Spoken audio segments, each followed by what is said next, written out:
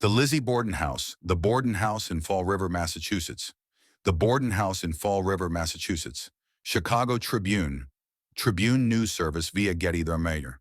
On August 4th, 1892, Andrew and his wife, Abby Borden, were found brutally murdered in their Fall River, Massachusetts home.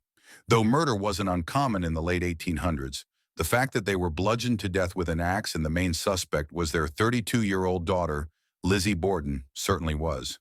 The crime and trial that followed made headlines around the world.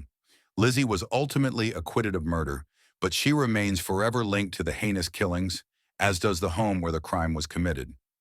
Now a bed and breakfast and museum, the Borden home attracts history buffs and thrill seekers who come to see for themselves if rumors that the house is haunted are indeed true.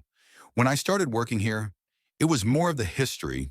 I really didn't care about the paranormal. Suzanne St. John, a realtor and tour guide at the Lizzie Borden House, tells Today.com.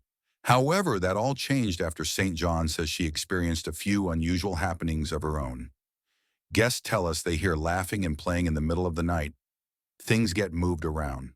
Suzanne St. John, ghosts at the Lizzie Borden House. Guests tell us they hear laughing and playing in the middle of the night. Things get moved around, she says. And St. John has experienced a few unusual things herself, saying that once she discovered toys scattered across a room that no one had been in. St. John also talks of a picture that fell over and slid 2 feet across the floor without any plausible explanation, as well as a closet door that once opened on its own volition.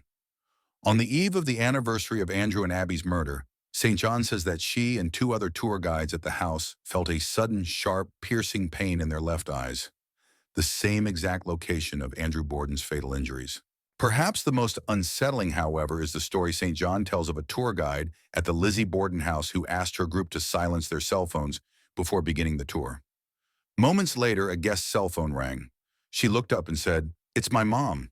The tour guide asked if she wanted to leave and take the call, to which the woman replied, "She died 2 years ago."